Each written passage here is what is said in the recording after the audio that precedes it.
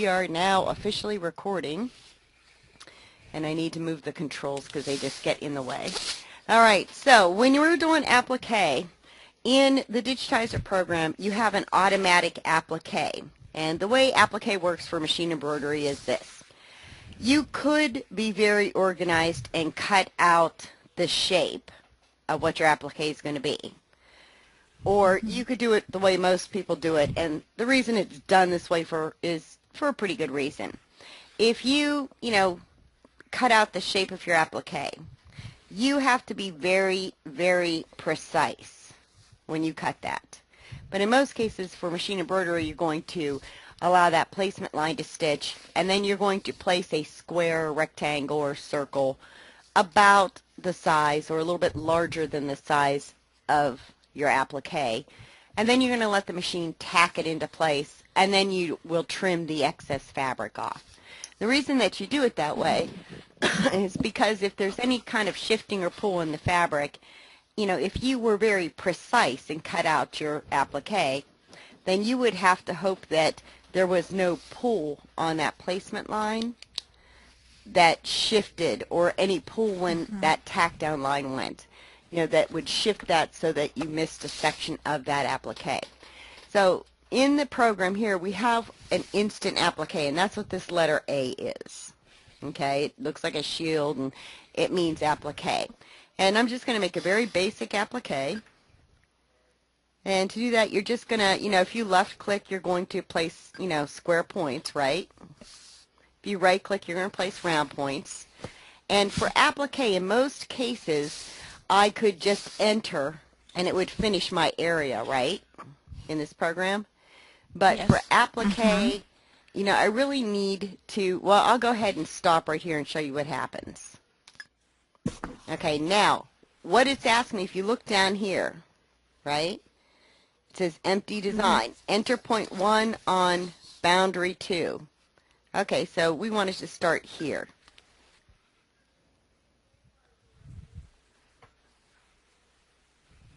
Hold on, let me backspace. Actually, we can just enter, and it'll create our applique, okay? So here is the applique. See this little jump out right here? Yes. Okay, that is literally a jump out. That means the hoop moves, right? And, allows you to trim that off. Okay, what you have, if you look here, you see the color, and it shows you the applique symbol. And you've got 3 colors. This is going to be you see how they're all grouped together, okay? When I select and everything's blue, they're grouped, right? Okay, the first line is my placement. The second line is a tack down. And the third line is my cover. Okay, now with automatic applique, if I go into my object details or properties, you can see this is going to be my satin fill. That's going to be, this line. The cover line across there, right? And, you can control your density here. Okay, we could feather it if we wanted to. Okay, here's the applique setting. Okay, this density here is your normal satin stitch density, right? When you get to applique, you have a whole nother set. If you see here, it says stitch type satin fill or blanket. Okay? We're going to stay with satin fill for right now. The spacing, it's at 5 millimeters. We're going to leave that alone. I can adjust my density so that it's higher or lower. Okay? So just so you can see, I'm going to go ahead down to 58%. The width is at 3. If I wanted it bigger, I could make it bigger just by entering a new number.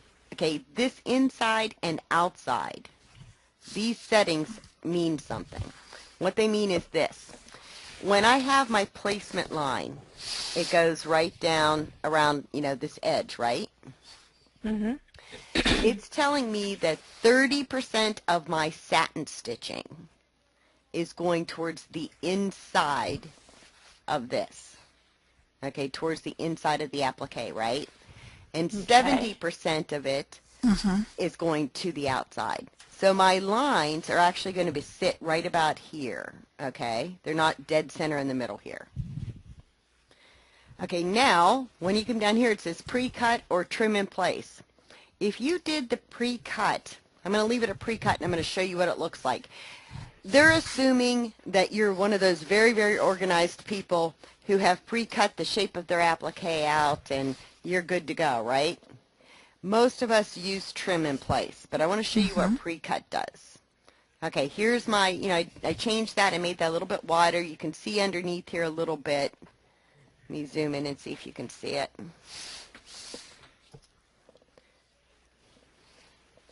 Okay, see that line right there? See the 30% and the 70% that it was talking about? Okay, see this zigzag here? That's because we chose pre-cut. So it's assuming that I don't need to tack this down, that I'm going to have that precisely cut and I'm going to adhere it to the fabric. And then all it has to do is put the zigzag line around it, which is what that color 2 is. So let me go ahead and go into the stitch functions. There's my placement. See my placement? Okay, there is my tack down. In this case, it's just sealing the edges for me. And that little jump that you see going out there is so that you can easily trim off the thread. Okay, does that make more sense now? Okay, so, okay, that's your basic applique if you, are one of those organized people and you have your pre-cut shape. Dalco appliques would be like a good example of a pre-cut shape. But here's the problem. Unless it's like a die cut, which is what Dalcos are, they're cut with a laser, you might want to do the trim in place option because you're going to have some jagged edges. And what if one of your jagged edges doesn't get tacked down or covered, right? So let's go back to our properties in applique, and I'm going to do trim in place. I can also change this. If I want this to be 50% towards the inside and 50% towards the outside, then, I can do that. That's going to adjust where this line is, right? So I'm going to go ahead and say OK. And let's zoom in.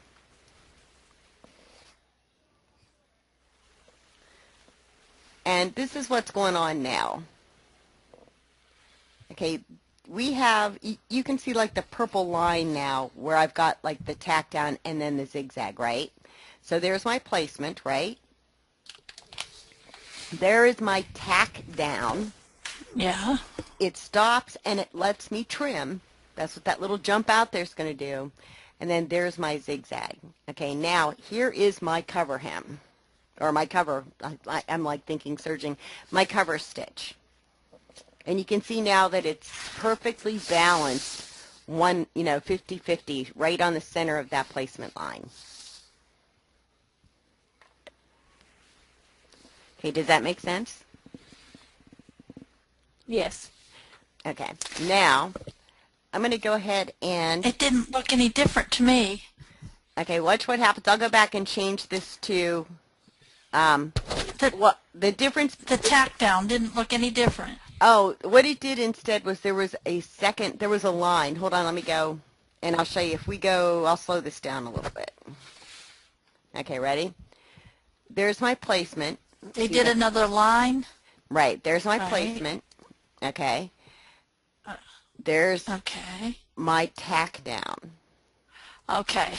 And then once it comes up here, it's going to jump over, and then there's my zigzag. Okay, so that's the difference between the two, and I also balanced it 50-50.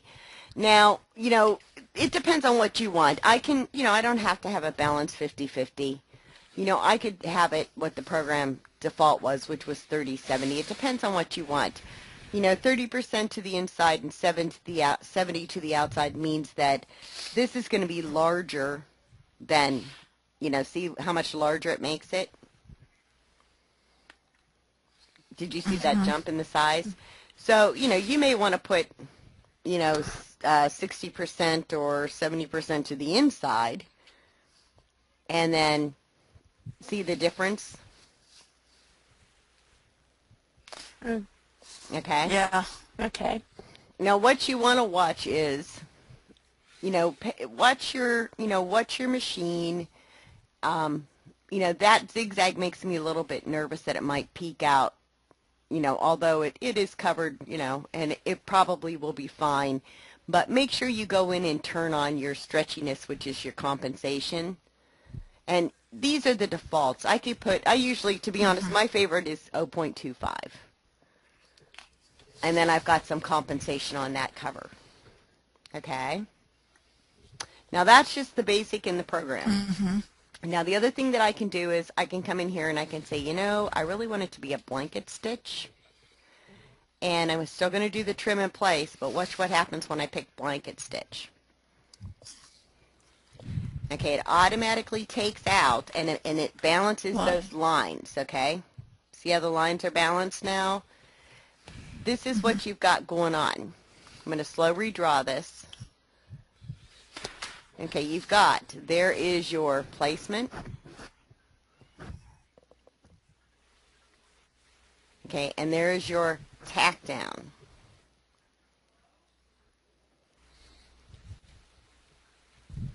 Okay, and there is my cover. And you see how there's that slight offset to the placement and the tack down. But the reason is, or the placement in the cover, the reason is you're not going to see that placement line. You're only going to see the tack down line. And that's going to be covered up by your blanket stitch because it sits right on top of it. So those are the defaults in the program. Now, the one thing, whoops, did not want to do that. Let me check something. I almost never use the defaults because what makes me very nervous is this. I'm only seeing 2 colors here. So, I'd have to wonder if the machine's going to stop or do I have to babysit that machine and make it stop. Okay, so on the, on the original one, you knew that, it was going to stop because you had those colors, right? However, in between with that zigzag, you had to kind of wonder, and that zigzag was so close to the edge that, you had to wonder if the machine was going to stop or if you had to manually stop it to trim before the zigzag went on. So these are, like I said, these are your basic, click, you've got a quick applique, right? And that's what those are for. Right. So now, let me go ahead and close this and make a new one. Okay, the reason that I almost never use the automatic applique is because it's so easy to do applique. It's just basically 3 things: your placement, your tack down, and whatever you want to do to cover. Excuse me. Sorry. I knew I was going to sneeze and Bless you. Thank you. So let me go ahead and I'm going to insert an image. And let me get over to the right place here. Okay, this is what we were working on for applique in the exercise, so we're going to use this here as well. So I'm going to go ahead and resize this, and to do that, I just hold the shift key and it resizes, and centers it, right? And then you can just drag on the corners and size it to whatever size hoop you want. Okay, so this is, let me zoom in, I'm at 44%. Bernie, would you go over that again? Okay, let me get rid of the image. Okay, to insert an image, I'm going to go to Image and Insert Image, right? And this is a bitmap image. And that's the default. If I want to say JPEGs, here's my JPEG images, right? Okay. Okay, or, all files, or, Yeah. So, okay, we're That part I got. Yeah, we'll start with this one. Okay, now, this is a giant, giant image, right? It's certainly bigger than what we need. So I hold my shift key and I left click and drag in the corner and see how it's scaling it proportionally. Oh, I didn't know that. The camera's making it do some goofy things, but it scales it proportionally rather than just dragging here, right? Okay. Okay. What software are you using? The Digitizer EX version 3. Is that a Janome or? Yeah, it's the same as your Janome Digitizer Pro MB. Okay. And now, do you have version 4 or version 3? I got MBX. Mm. That's the Okay, that's the newest last one. one. Yeah. Right. Elna has not gotten that upgrade yet. We're supposed to get it pretty soon Okay. and stuff. So, but I know there's a couple of extra things in it, but they're the same software. As a matter of fact, what I've been told is that the Elna software will be upgraded to the Genome MBX, and it'll just be Genome. I didn't know about that shift key. Reducing it down. It'll do that for And- your designs too. And keep it all Uh-huh. even. It keeps it, what it does is it resizes from towards the center evenly all the way around.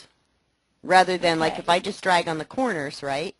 If I drag on the corners, you know, then I'm going like this, or I'm moving this around, right? Uh-huh. And, you know, whereas if right now I'm just going to go ahead and center this, right? If I hold the shift key and drag the corners, see how it proportionally scales? Yes. So I don't have to, you know, move it or adjust it. Okay. Okay, now this is just a picture before you digitize it. Right, this is Right. just a picture. Okay. Okay, now there's a bunch of different ways to do this, but I picked this image on purpose because it's got shading and, you know, it's got this dark line here. And if you look at it, you're probably thinking, oh, egads, I'll be cutting forever, right? But Yes. that's not true. It's much easier than what you think. First, we could use some of the automation in the program, but not for the first step, okay? So for the first step, I want you to look at this blue flower and tell me how you think you have to do the applique for this.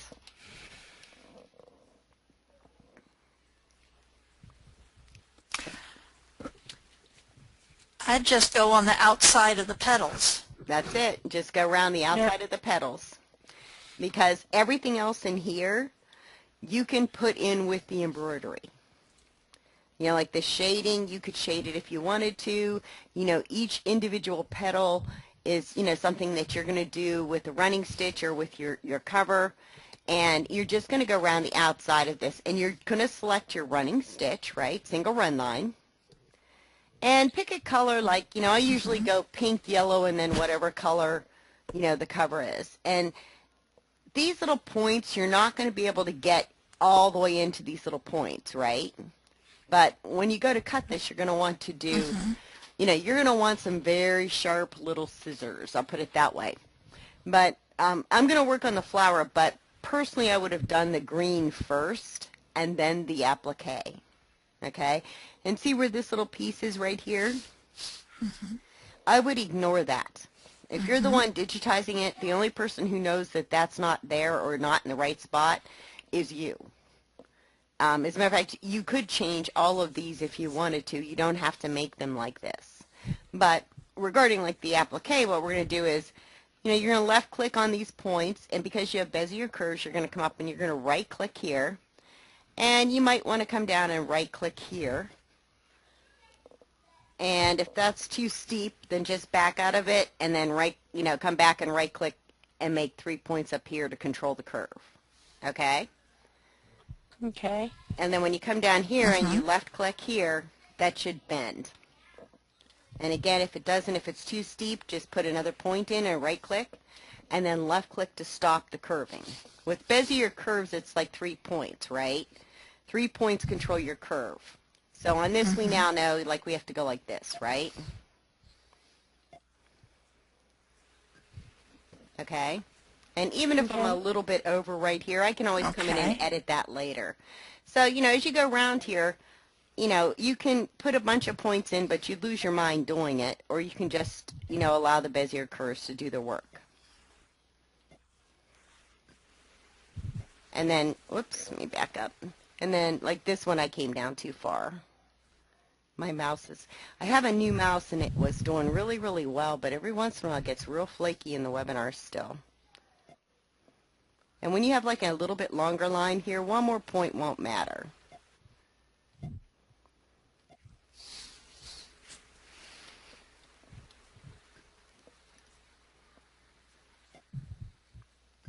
See where the longer segments are? I actually am ending up putting an extra point in. Okay, so I'm just going to kind of go through this real quick and not worry about being real precise.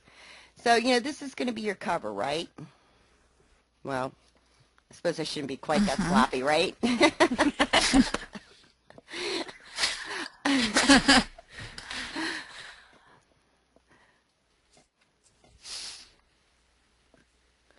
When I teach a class and we're doing the digitizer, I make everybody leave their sound on because you can hear the dots, right? That's a left click sound, and this is your right click sound. Left click, and then the right click. So when I'm teaching, I can tell whether or not they're punching the right points just by the sound. Okay, and when you come back over here, you're going to close this and hit enter. Okay, there is my placement line. Okay, so now I've got my placement line. Let me turn on my 3D here. I've got the placement line. So, once you stitch that, okay, you're going to want to do a tack down line. And, a tack down line to me, if I can do a little less work, I'm going to do a little less work. I'm going to select that. I'm going to either go up to, Control C for copy, Control V to paste, or I can go up here and just duplicate. Okay, so now I've got 2 lines. See my 2 lines? Okay. And I'm going to change the color of that one. And, if I go into my object details and I go to dimensions, right, I can change the size of this by percentage, right? Or I can just try to drag it. In this case, I think I'm going to go 99%, right? And when you come over here and you hit the percentage, double check that you've gone in, because when you hit the first number, it's actually, not entering it. So if I go 99% and I say OK, what that did was shrink this just inside, see? Okay. So, and you could probably even go, whoops, let me select it first. You could probably even go into your dimensions and, I was at 99. I'll do, 99 again, which, well, you know what, let's do it the right way so you guys know what I'm doing. Okay, so if I go in here and I go into dimensions, play with these because you just need it inside a little bit.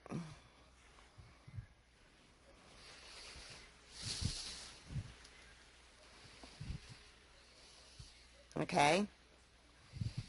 And you might want to adjust a little bit around those curves. Or, 98.5%. Play with the percentages a little bit and see what works the best for the shape of your design.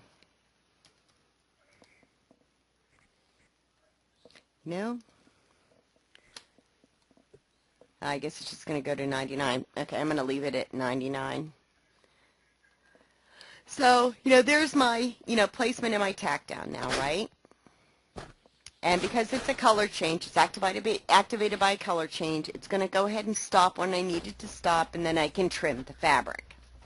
Okay, now, when I do, the placement, I could do a couple of different things with that placement. I took the very easy route of just tacking it down and trimming, right? But we've got all of these lines in here to worry about. And with this, you're going to have to decide, do you want these to be running lines and then come into a satin stitch, which to me I think would probably not look too bad depending on how you did it, right? But, that's something that you're going to have to kind of decide.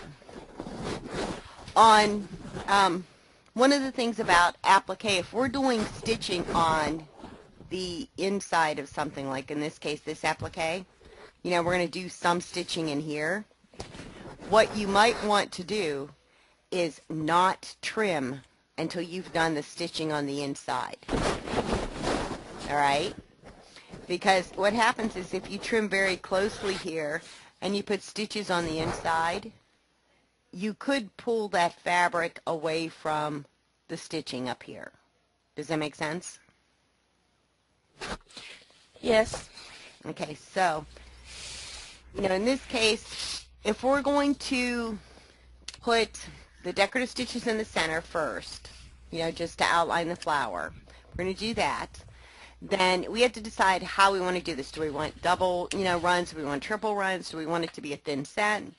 We have to really kind of decide what we're going to do. We know that we're going to do a satin stitch around this flower on the outside. Or we could do a combination of things. But there's kind of a logic, if you look at this flower, that you could follow. Part of it is, if you look here, you're not doing 1, 2, and 3. You're actually only working on these 2 petals, right? These, all you have to worry about is the outside here, right? Right. And the same thing here. This one's going to take care of it. So you're going to go from here, and the same thing with here, and then this one's tucked underneath, so you just have to worry about this. So you might have to think about how you're going to do this before you start it. Okay? So now I'm going to go ahead and I'm going to use this border tool. And I'm going to treat this applique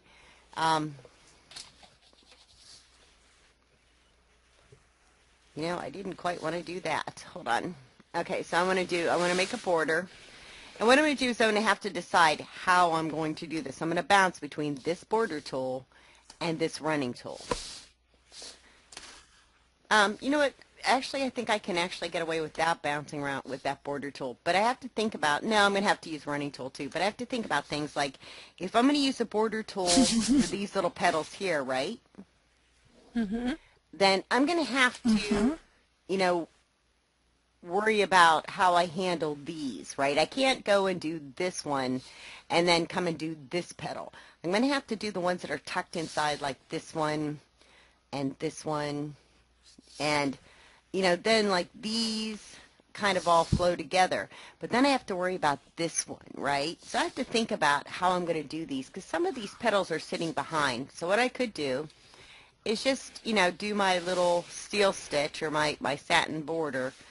And I'm going to go 50-50, so I'm going to try to stay on that yellow line. Okay? And I'm going to come down, and this one you actually do have to be, precise, because you need to stay 50-50 on that line. But I'm going to bring this down to here. And what I have to worry about is if these are going to be covered when I come up and around here. I suppose I should change the color so it's blue. There. Okay, so does that, that make sense? If I do it that way, then I have to, worry about these points here, because I can't control those points with the border tool. The border tool does just this. It lets me create a border. Okay, it's going to be all one width. There's no variation. And one nice thing, though, is I can control my in and out points. And the way you can check that is, if you look, there's only one jump to here. So the border doesn't behave quite like a line. The border's going to let me control my stitches, but it limits me on being able to angle these quite the way I want them.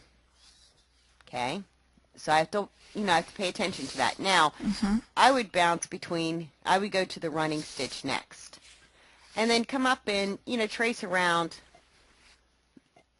this until you get to this one right here. And then you would come back and you would go into the running tool or into the border tool. And, outline the flowers that are going to be an issue so that you can hide the edges of those satin stitches first, right? Right. Okay, so and I would come down and continue and finish these little 3 down here that are kind of hiding, right? So once you've got those done, bouncing between the border tool and this, then you can go in and you can say, okay, now I'm going to take this border tool and, I'm going to start doing these inside pieces.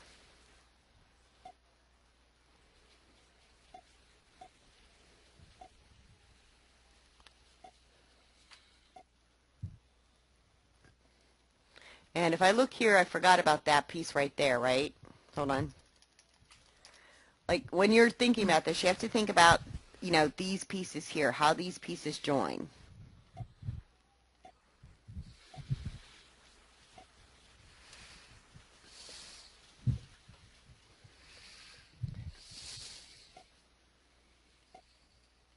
You know, so as you're coming up here now, remember you can control your in and out points with the border stitch. And that's what you're going to want to do. And this is what I was talking about where I don't have a lot of control over those points. So I have to be careful, you know, with these points. Let me zoom in and see if there's something I can do to hide this. See what I'm talking about, that point right there?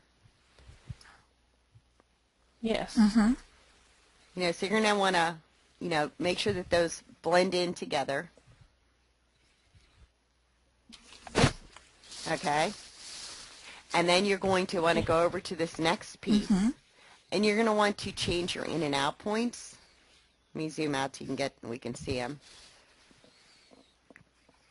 Here's my in point, so I'm going to go here. And then my out point's over here, right? Sorry, I'm moving the wrong one. I'm helpful tonight, huh? Here's my in point. I want to move the in point up to here so that I don't have a jump, right? And there's my out point. Okay, so, you know, is this making a little more sense on how you would handle? Yes. Yeah. Okay, and the same thing with here. I'm going to look at this piece right I here. do it different. Okay. Hold on, let me just kind of, I'm going to move this I piece wouldn't around. do. Okay. Okay. I would do the whole outside of the flower. And then on the inside lines, I'd kind of do the feathering a little bit. You know, do a feather stitch inside so I get the shading on it. Right. There's. Could you do something like that, or a triple run and have it not so bold? You can. We're kind of just going through a bunch of different ways to do this. And, you know, but no matter what you do, you're still going to have to cover the logic of it. Okay? Right. Okay. So, all right, so that's one way to do it, to do the satin stitching.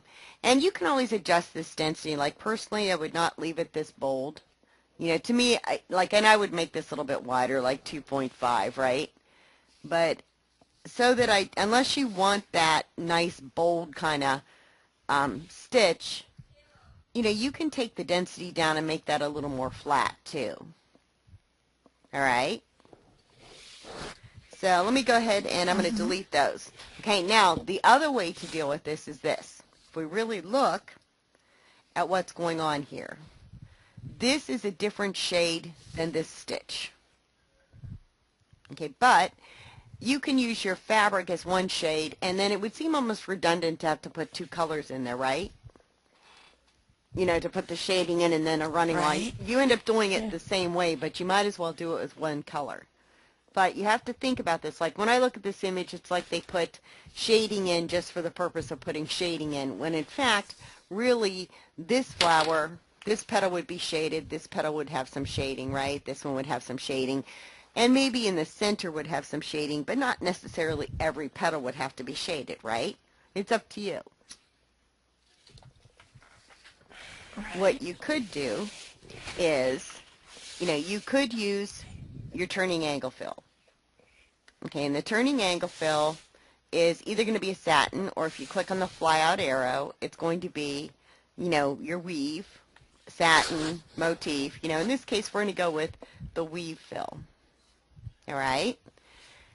And if you're going to shade, you know, we're not going to leave this very, you know, bold because we're shading. You know, I would start up here and follow the shape of the flower. And remember, you know, how the shade is, or how this is angled is going to be based on where you place your points. Like if I go like this, I'm gonna get a better effect than if I just go straight across.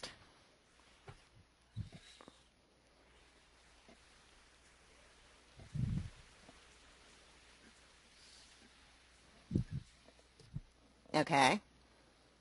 You see how I've got some dimension to that?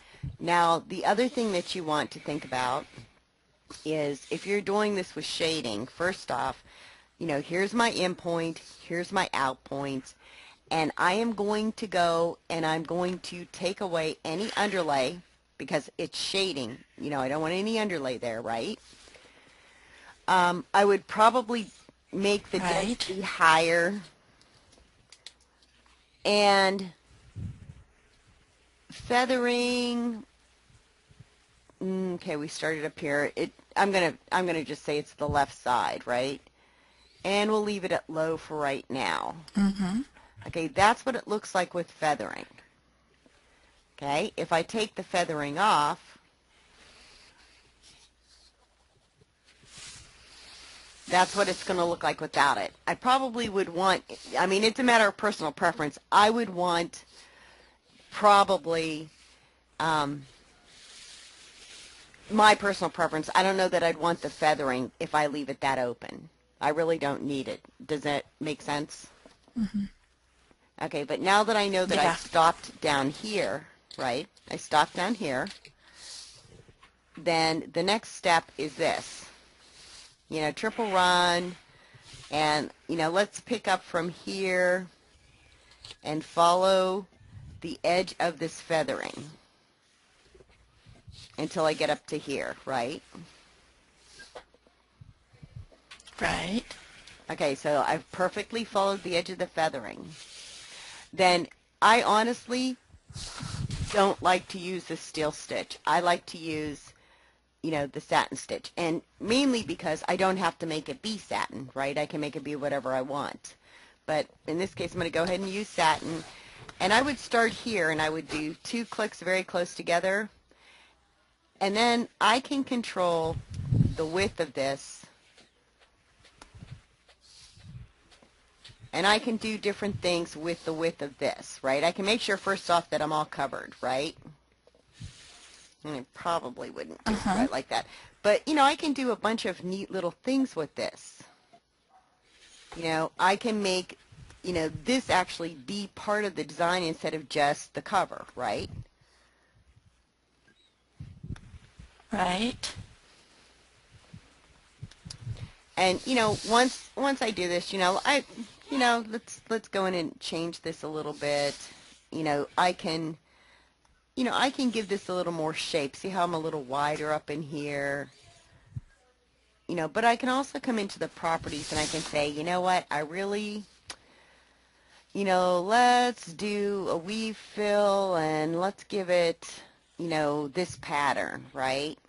And let's make our density a little less. I don't need it quite as thick. I think I put it 0.4. Let's make this 0.6.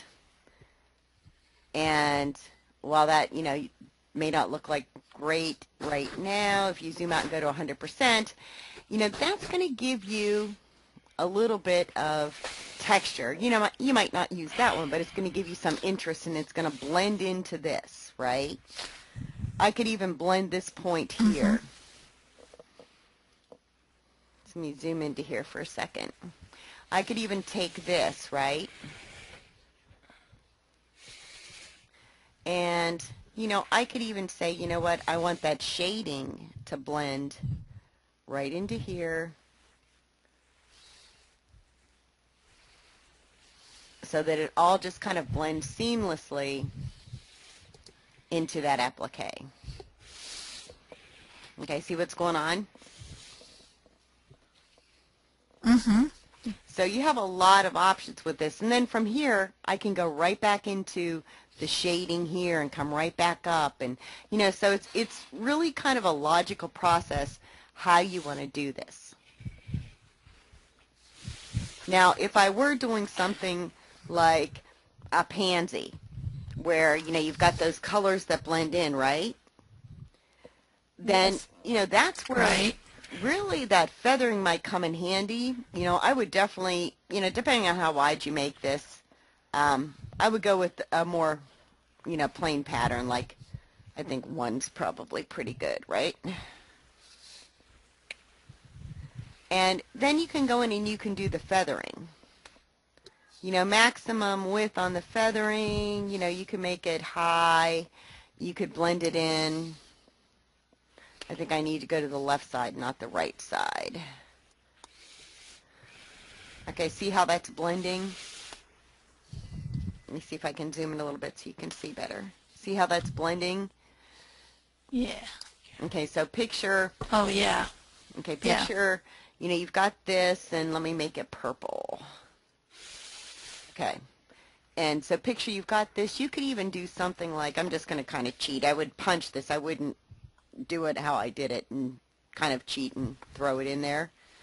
You know, but picture doing, you know, something like, you know, blending it into that yellow, blending that yellow into black, right? So you can do anything you want with your cover. You know, it's your design. It's up to you what you do with the cover, right? And what you put in the middle. But personally, if this is going to be heavy down here, if this is going to be a heavy stitch down here, you are not going to want to trim until after you put that heavier stitching. With that shading, the shading's very light, right? Right. Yes. You know, so that's not going to cause a problem. If you do this in sections, it's not going to cause a problem, but I would still, you know, babysit this a little bit, because it's going to depend on your fabric, and it's going to depend on your thread, and it's going to depend on your machine. If you start on this side and start working in these sections, right, I would probably stop about here and then trim off this, just to make sure that, you know, you don't have too much fabric hanging over, you don't have too little, because that's, you know, that's the absolute worst, is when you have too little and it pulls away after you've done all that work. Yeah. Mm-hmm. So, but anyway, so does that make sense? Like, Shirley, does that make a little more sense on how you would do it?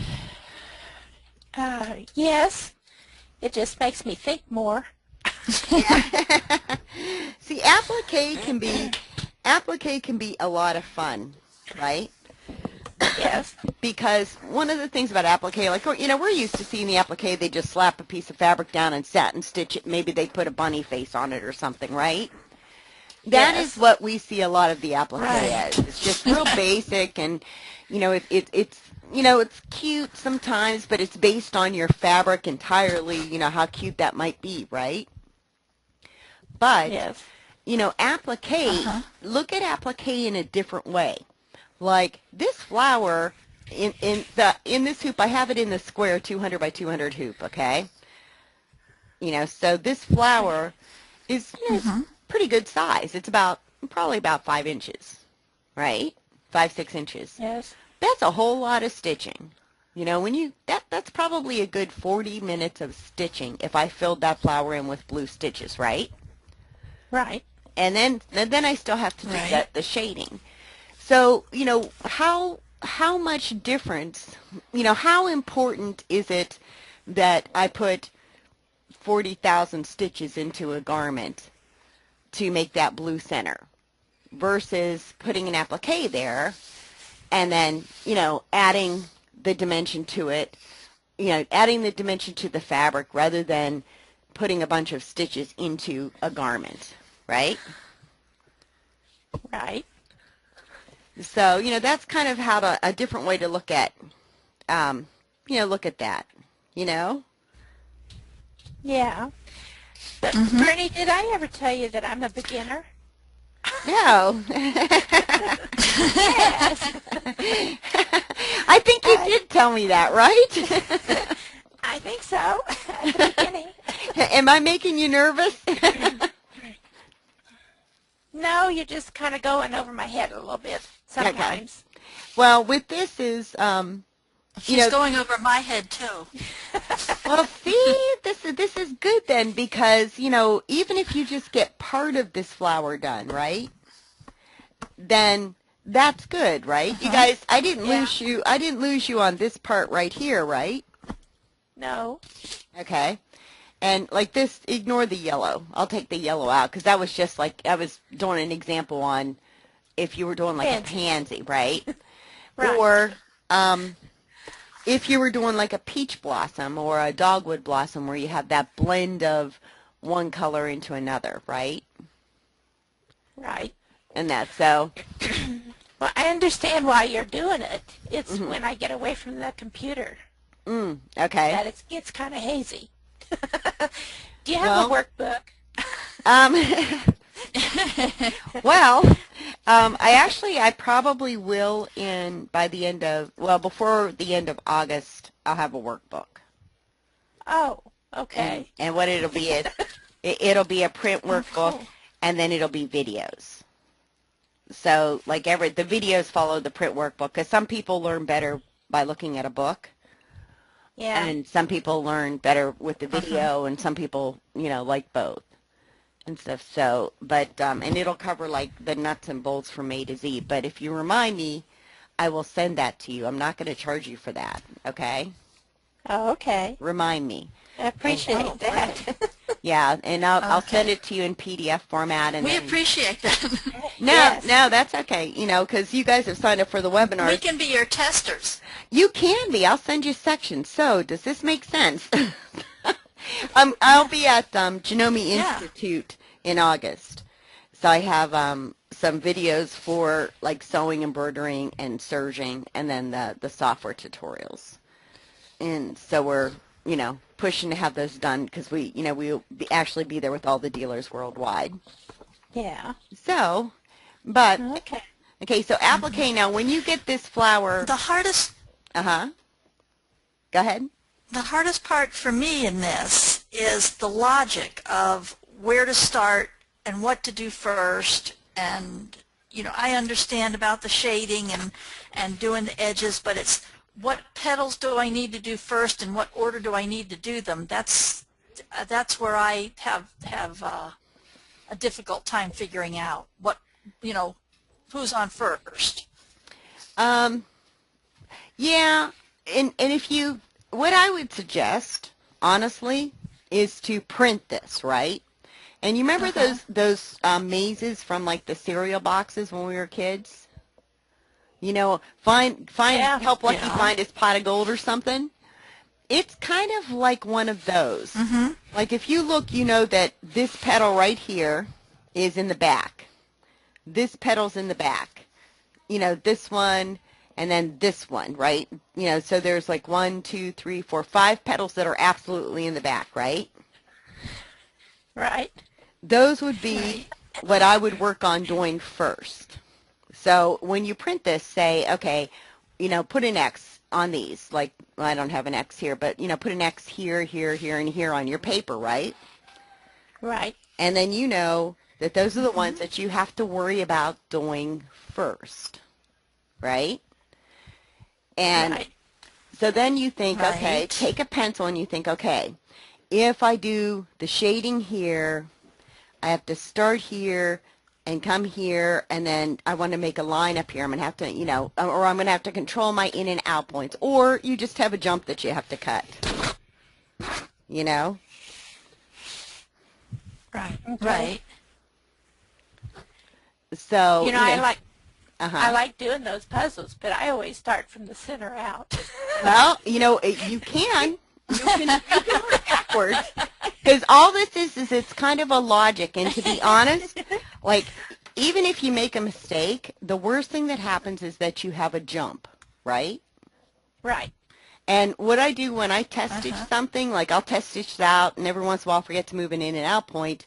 And when I'm test stitching, what I'll do is, I'll kind of watch it, and I'll see that jump, and I'll stop the machine, and I'll put an X there or an arrow to it. So I know that, oh, I got to go change the in and out point, right? But, really, ultimately, so I have a jump. Big deal. Is that really a big deal, right? Some people think it is, Yeah. but, so you have to clip a jump. It's not that big of a deal. And, so it's not the end of the world if you don't get something right. And really, the only way you're going to learn is as you watch it stitch, you're going to go, oh, yeah, I forgot to do that, oh, I could have done it this way, And so it's a process. Like, it's not, you're not going to get it right the first time, probably. You're not going to get it right the first time. It's, it is a process, right? And, Right. And it is trial and error. But, I have a design set that I have out and I've sold a ton of them, right? And nobody has ever said a word to me. But I was stitching one out because a friend of mine asked me to make a sample for her booth. And I'm watching it stitch, and I hear the machine stop and move. And I'm like, whoa, it's not supposed to do that, right?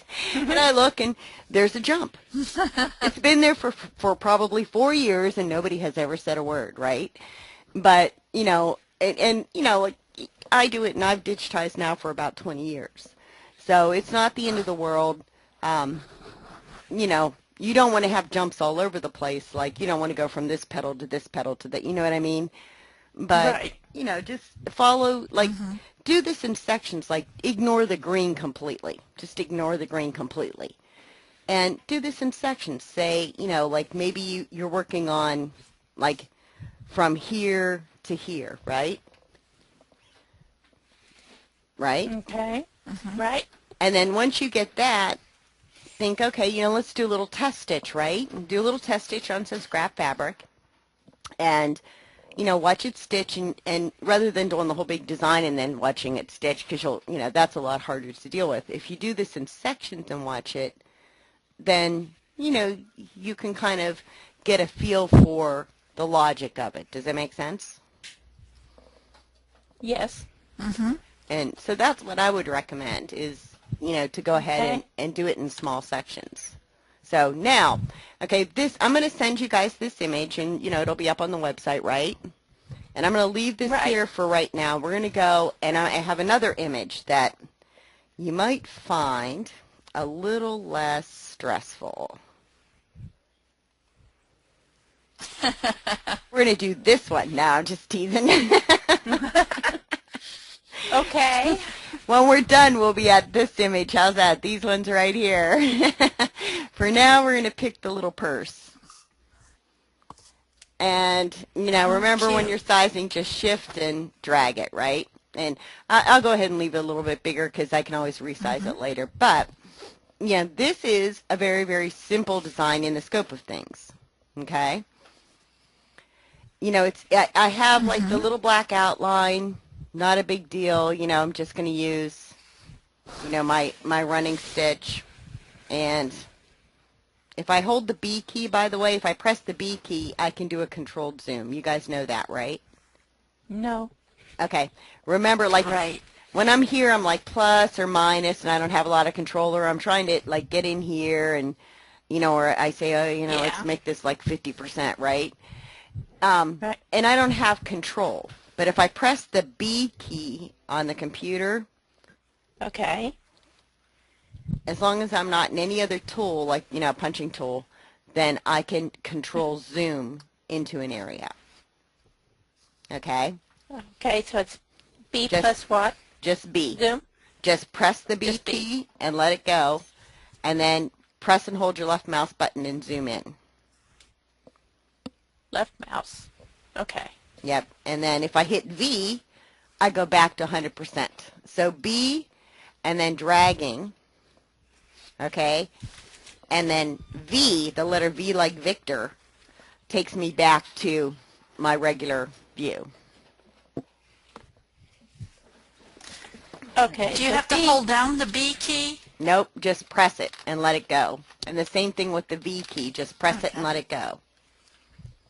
Okay, B enlarges and Z takes it back. V like Victor.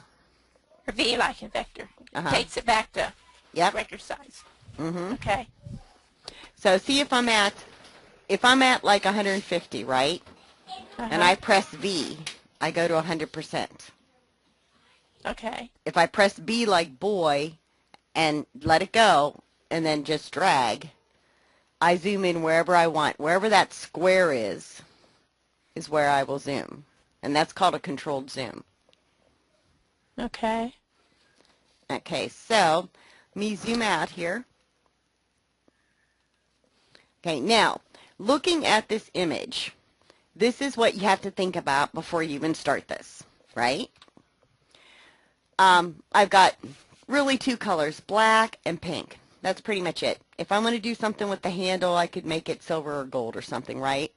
But pretty much, this is our applique. And then I've got these little pink sections on top of it. right? And then I've got these little Right. pink polka dots.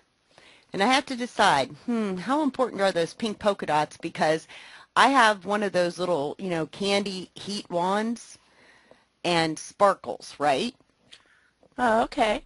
And, you can get those little plastic studs now. You can get metal studs. You can get, rhinds, or this, where I can never pronounce this word, Swarovski crystals. And, you can do a bunch of different things, or you can make all the polka dots. It's really up to you, but if you make all those polka dots, you're going to be trimming those threads. Okay? So it's up to Right. you, but, you have a lot of different options with those. Now, on this pink section, as I'm looking at this, I'm seeing this real big pink section right here, and I'm thinking, applique, right? There's nothing that says I can't applique the person and applique this on top of it, right? Right. So, since I'm doing an applique, the goal is to not increase my stitches so ridiculously that, I have 50,000 stitches in something. The point of applique is to cut that down.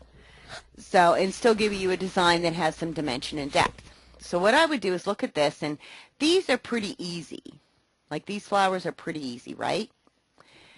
I can Right. just run these, and any time I need to really, like, run something like up to here, I just do a little travel up here, right? Not a big deal. Down here is a little more complicated because, these sections are solid pink. Maybe they've got a little notch in here. But, like this one needs to be there just to kind of define the flower a little bit, maybe. Maybe not. I might be able to get away without that one, right?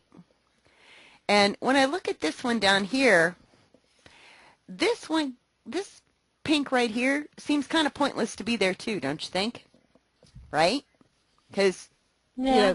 these are flower petals, so I could live without this piece and I can live without this piece, right? Right. So just because it's in the image does not mean it has to be in your design. So I'm going to start Okay. off by making my placement line. So I'm going to, just select the simple running line right here. And do not start like on a corner necessarily for like your satin stitching. But you can start on a corner with a running stitch. Satin stitching, you don't want to start on a corner. You don't want to start like on a, a section that your eye is going to be drawn to. You kind of want to start maybe at the bottom of the purse for satin stitching. But for running stitch, we can start pretty much wherever we want. So I'm going to zoom in and see these little curves. I'm going to try to make this as uniform as possible, right? So I'll go ahead and I'll start here. Right. And also, so that you guys know, if you hold the control key, you get a perfectly straight line. It snaps to the grid, see? Even if you don't have the grid on. Mm-hmm. So I'm going to hold my control key to get a nice straight line, and I'm going to place a left click there. And I'm going to right click on this little corner, and then left click again to stop that curve, that outward curve, right? And as I come down here, I'm going to right click and right click, and I'm going to right click right up to about here. And then I'm going to right click and bend it and left click there. Okay, see what went on with the Bezier curves? And if I move my mouse, it automatically scrolls. So then I'm going to hold the control key again until I get down to here. And I'm going to left click, right click about in the middle, and then left click here. Hold my control key and scroll over. And I'm just going to repeat this process here, right? Left click, right click, left click, hold the control key until you get up to here. And then you're going to place a left click here, a right click, another right click to navigate those curves, right? And then you can space these a little bit until you get up to here. Then it's going to be left, right, left, and we're going to have to edit a little bit because I'm a little bit off there, but not a big deal. Hold your control key and go over and find your original point. And if you're a little bit off, then back up and replace that last point.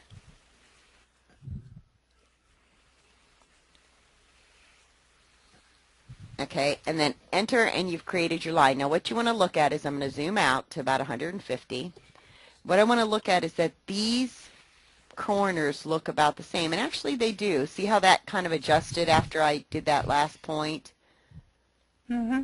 Okay, and that looks pretty uniform, right? And that's what Yes. you want to look for, is you want that uniform on those curves. If you don't get the uniform, around those curves, just select it, and then you're going to go to reshape. Okay, and reshape gives me these neat little points. Okay, see those, the little rounded ones mean that those are right clicks where I curved, and the square one means that they're left clicks or straight segments, right? So anytime you see like this piece, 2 squares, that means that's a perfectly straight segment. The rounded one here means that it's, a curved segment. And if you move your mouse over them, you get that little arrow, and you can kind of pull them around, see? And adjust them as needed. Also, if you need to curve someplace and you've got a straight section, you can right-click on the line, and it'll create a point and drag it out. Okay? And vice versa. If you need to straighten something, like maybe you have this curve right here, right? You can come in and you can just left-click on the node and delete it.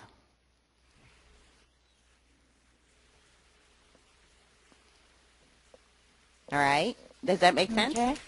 If you need to make a straight section, you can left-click and do exactly the same thing. Okay? Now, when you're doing curves, like if you have something that's curved like this line, don't left-click and think that that's going to make a difference, because you still have those curved segments in between, right? So what you're going to do is you're going to right-click, and you can drag it straight. See? Okay. Okay, so that's what this reshape does. Okay, now our purse is looking pretty good. So we've got our placement line. So we know where to slap our chunk of fabric, and then, we're going to do a tack down. So here's my pink placement.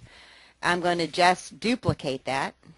Okay, edit, duplicate, and if you want the hotkey, it's Control D. And what that does is it puts it right on top. And then I'm just going to change the color. So now I've got my placement. Now, because I've got stitching that's going to go kind of all over this, and it's a little heavier than that flower was, I am not going to trim my fabric yet. I'm going to leave my chunk of fabric hang out there while I put the stuff on top of it. And then when it's done, all of that pink section is done, I will trim it before I put the cover on it. Does that make sense to you guys? Yes. Okay. Yeah. So now I have another question. When you guys do applique, have you done applique on your sewing machine or with machine embroidery before? I have. Yes. Okay. There's a backing from a company that it used to be called Hoop It All. If you talk to your dealer and you say Hoop It All, they'll know exactly what you mean. But they have this fantastic applique for machine embroidery. And what it does is you iron it on your fabric, and then it's got a sticky side on it. So you peel the paper off and you stick it to your fabric inside the, hoop, right? And, it's not so sticky that you can't pick it up and trim it. But, you do need to back your applique with something so that, first off, the fabric's stiff, because what happens is when you go to do your placement stitch, you'll start up here and we'll stitch around, and all of a sudden it'll shift and you have a little bit of a ripple in the middle, and by the time you get up here you've got a pucker, right? So you need to back your fabric with something. Right. You don't necessarily want to iron it into place inside your hoop, even if you have one of those little irons, the little portable, like tiny irons. First off, that's kind of time consuming. Second, anytime you take the hoop off of your machine to do something, unless you have a perfectly flat surface and you're very careful, you stand the chance of shifting it, right? Right. So you might want to try, Right. that hoop it all. Talk to your dealer and see if he has something. There's another one out there, and I can't remember what it is, that allows you to iron on and peel and stick. Or you may want to put like a fusible no-show poly mesh on it, and then just a little spray adhesive on the applique and stick it to the fabric. So you have a couple of different options, but the goal is to get the fabric to where it won't pucker when you tack it down. Okay, so now I've got my placement and I've got my tack down, right? And since I know that I'm going to put a lot of stitching on this, I'm really not going to worry necessarily about making this go to, a little bit smaller. I can if I want to. I can go up to, my object details, and I can say, you know what, let's make this 98%,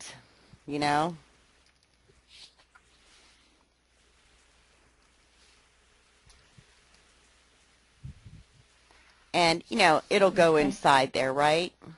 But I really don't need to do that with this. Okay, I really don't need to do that because, I've got so much stitching on the inside and I'm not going to cut my fabric until after this stitching is done. So now this is where you start to get logical. And now you could use your border stitch, but personally I would recommend using this turning angle. It gives you a little more control, especially when you get to these points, okay? And I'll show you the difference. Like if I use this border tool, if I use this border tool and I come down and I do something like this, first off, I'm going to have multiple steps. It's not going to be as wide as I want it to be, right? And I got to wonder what it's going to look like on this point. Is it going to really give me what I want on that point? And, that's not too bad. That one did pretty good. But, I want this to be probably 6 millimeters wide. It would help if I selected it, huh?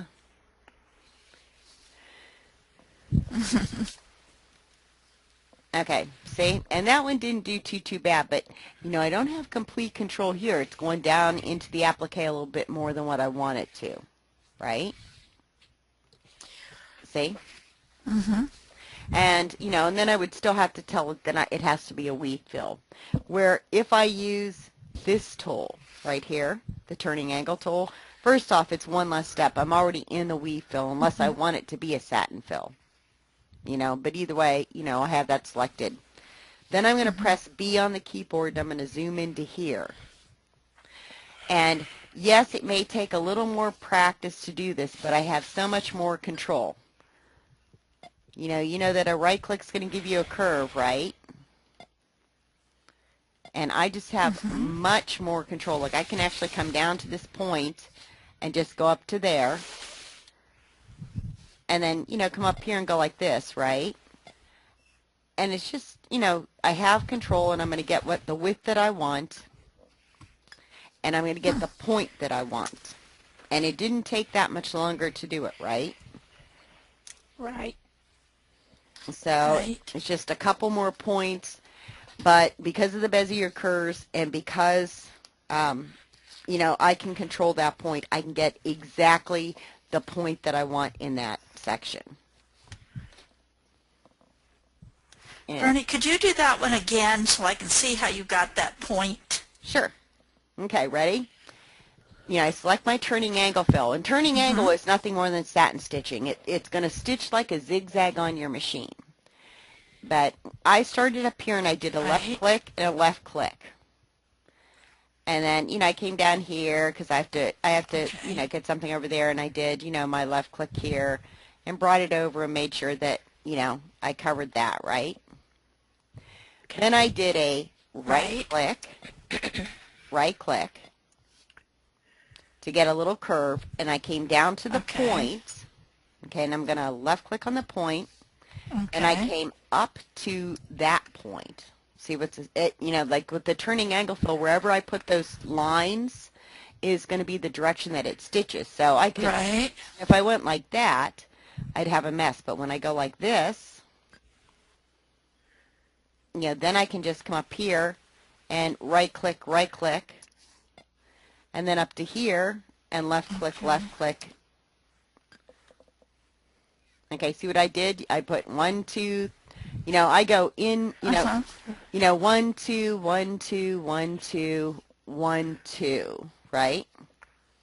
And then press enter. Right. So now a good way to practice getting those points is this. Let me zoom out here. A good way to practice getting those points is this. Turn on your grid and get your turning angle tool and practice here. Go, inside, outside, and then come down here and miter a corner. See how, I'm making like a miter, right? Right. Right. That's a good way to practice those. Another good thing to practice is, start here and then come over to where the corner is and, right click these corners and watch what happens. See? Whoa. Oh. Huh. Not very mitered. No, but because I right-clicked, I curved. But Yeah. look at how the stitches are flowing. They're flowing perfectly because Right. I hit the miter. I Yeah. made that angle, so they're flowing very perfectly. What's nice about this fill is, say you're doing like eyebrows, right? And like on an animal. Mm-hmm. Okay, so this would be the inside eyebrow. Everywhere I place, see that line I'm making there? Everywhere I place this line, whatever angle is whatever angle they're going to stitch at. And we're going to have one very big eyebrow here.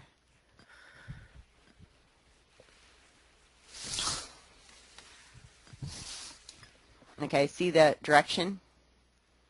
Yeah.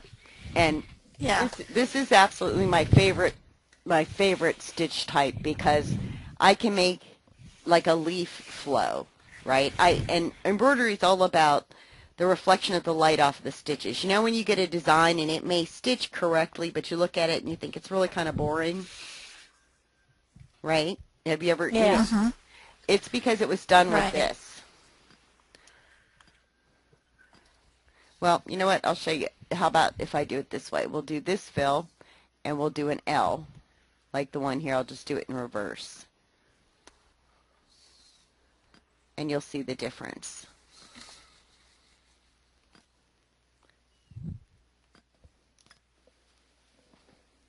Okay, so when you get a design that stitches correctly, Oh, yeah. then the play of light on a complex fill is way different than the play of light on a satin fill, even if this satin fill has a pattern to it, right? Right. Even if I give it a weave fill. Look at the difference. See how, the flow of the stitches, and that's how your eye follows. The light reflects off of those stitches different than it reflects off of these. These give you a much more flat appearance. We're using the satin or turning tool, gives you like flow to a section. Like when you do like a pansy or a flower petal. I'll just pick a flower petal, right? And you do something like this.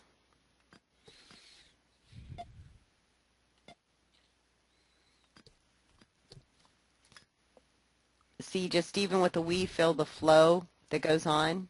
Mm-hmm. And versus this.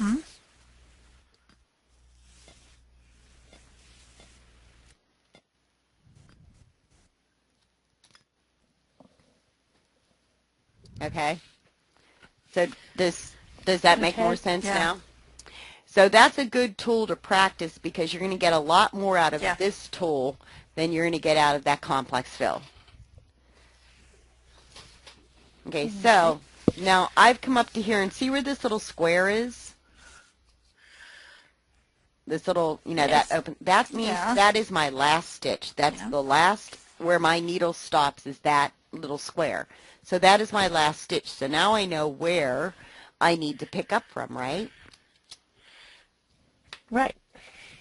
So I'm just going to select this tool and, then I'm just going to pick up here and follow along that outline and come down here to this one, this piece right here, right? Okay. And Yeah. do a left click up here to say stay straight. And because we decided this piece was almost irrelevant, so we're going to come down and do this piece. So I'm going to come in with my running stitch so that I know that I start up there and I'll end on the outside of that purse, right? Okay. Right. Okay, then I'm going to take my tool, and you know, you have to decide at this point, that piece is kind of wide. You might want to, and this is going to be wide satin stitching too, you're probably going to want to put a pattern in it, so I'm going to use just the weave turning fill here. You know, then I'm just going to follow and trace this, and you know, I'm just basically making 4 points because it's a nice little triangular section, right? There we go. Right. Let me zoom in a little bit here. Okay, now, if you do what I did here and forget to put a pattern in, go to select. Okay, that little hand is always going to let you select something. Okay, go to your object details, and this is a satin fill, and you can make it a weave fill. And the weave fill does have patterns in it. They're very predictable for a complex fill, but they're not so predictable for, you know, the satin stitching because, you know, you've got that angle, right? So I'm going to just stay at 1. I'll let you guys experiment with those. Okay, so there's, you know, I've got those 2 pieces. Now here's my little square, right, where I stopped, right? And we decided that this was kind of a stupid point too down here, so we're going to ignore it as well. So we're just going to pick up, and, you know, you're just going to follow. And remember, you have a cover stitch, so worst case, if you're a little bit off, no biggie, right? And same thing here. You know, we're going to come up, go up to here, and, you know, come back over here, and, you know, just create that section.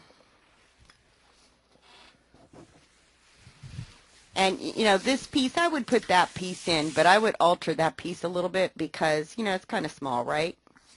So when you come up to here, you might want to make that a little bigger than what it is, just so it shows up.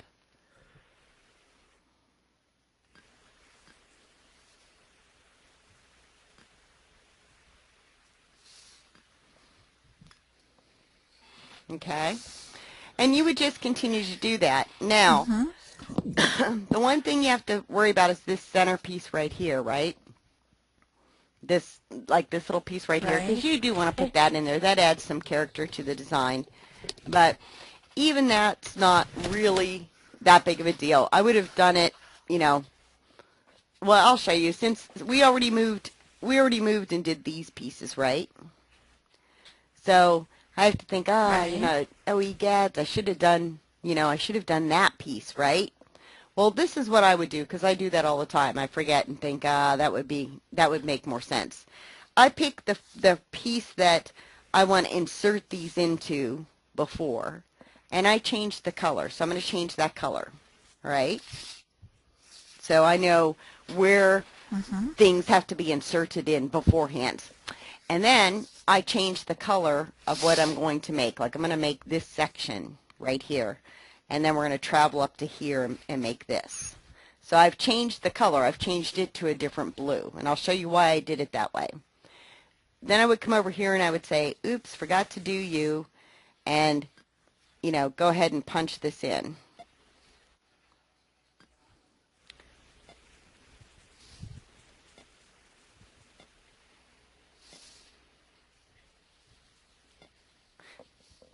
And I'm probably going to want to redo that.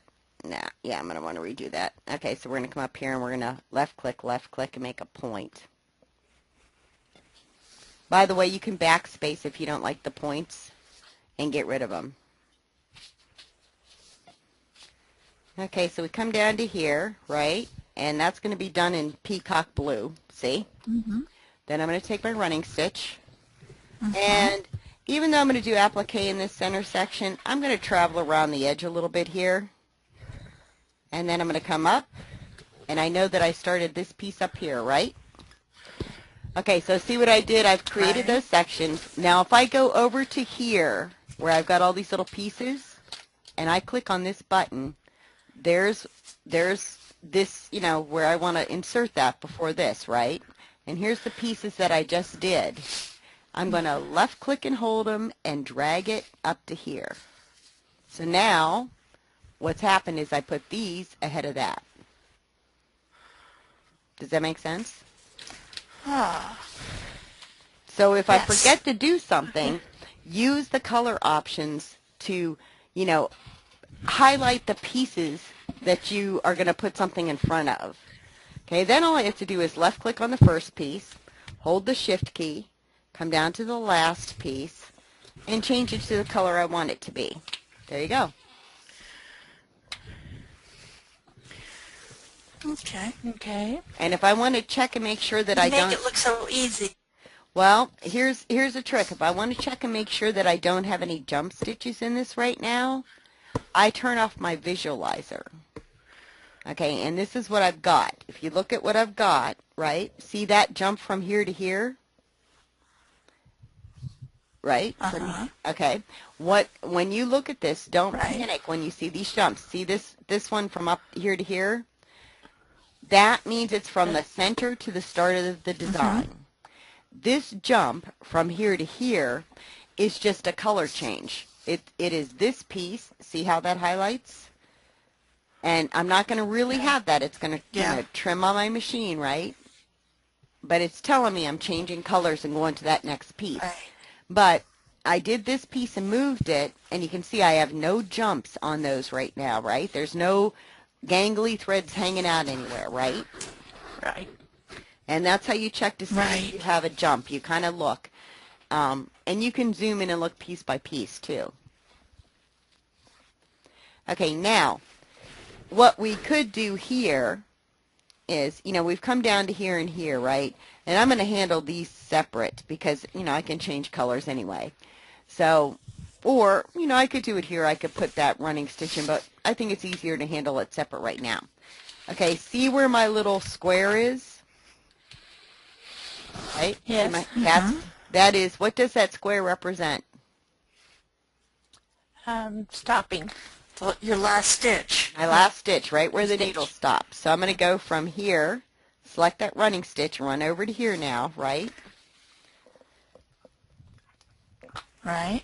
And this is where you're going to have to probably zoom in, press the B key and let it go, and then left click, hold that mouse button down and drag, and, zoom in. And then I'm going to start, I'm going to punch from here, and I'm going to control the angle of this by how I drag this line, right? And when I come down to here, I'm going to hit left click and come up and left click. And remember to go back to the outside. Like do one, go, outside, inside, outside, inside, outside, inside. Or, come up with a rhythm so that you go to the outside and then, you know what I mean? Left, right, or however, whatever it takes. And you're going to come up and you're going to, I'm going to go ahead and right click here and left click up here. I may have to adjust that point I right clicked on depending on what it does here.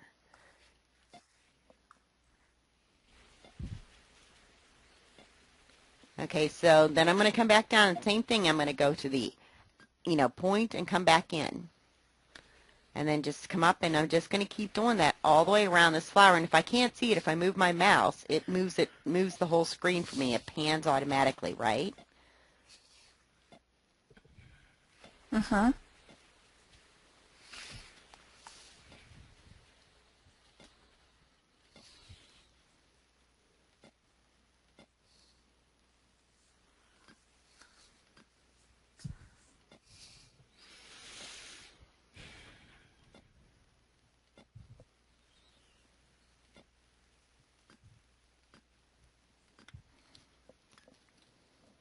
See?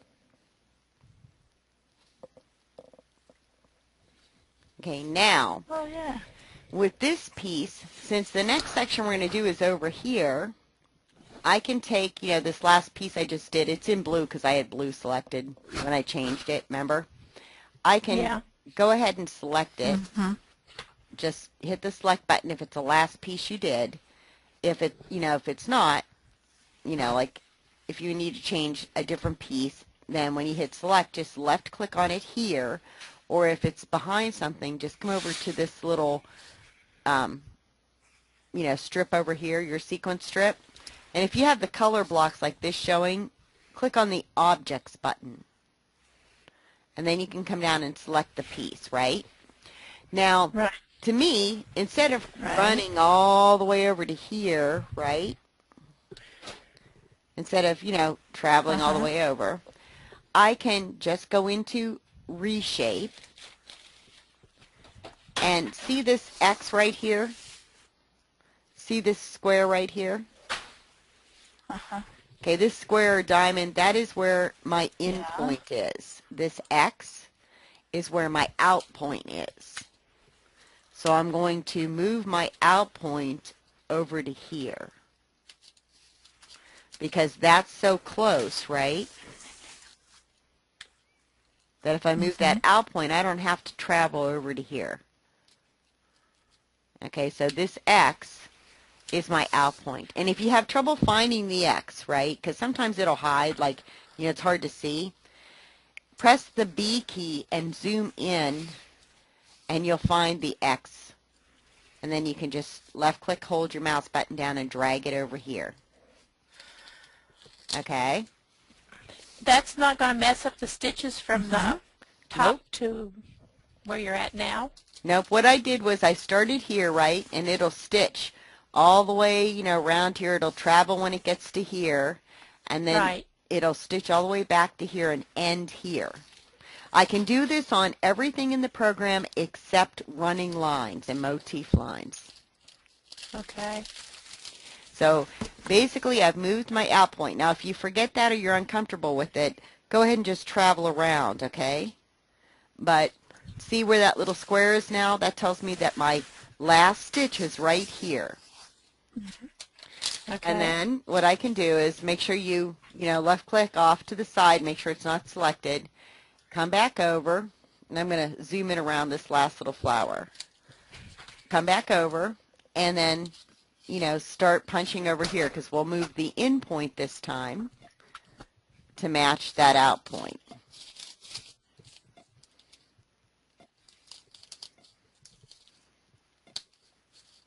If that doesn't, yeah, there it goes, it's adjusting.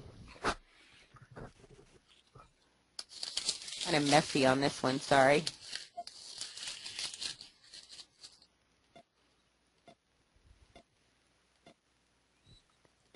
And the thing, I'm going to do, even though I don't have a point here, I'm going to treat it like it is a point. I'm going to come down to here, right? And go towards the middle a little bit. And then come up here and treat that like it's a point so that you get that nice mitered point. What you have to watch is, how bad does that section matter to you if it's a square or not, right? If it matters that it's a square, then what you can do is this. You can come down here and left click, right click, and then you can, left click down here and come back up. But you're going to be a little heavy in there. To me, it doesn't matter if it's a square down there because everything else is a point. So, what difference does it make if this is a point or not? So I would left click and then make that point anyway, and then just treat it like the other flowers. Nobody knows that it was different except us, right? Right. Mm-hmm.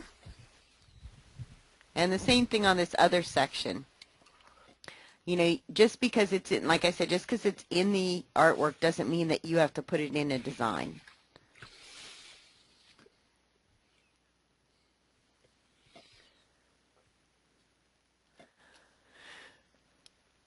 Let me finish this up.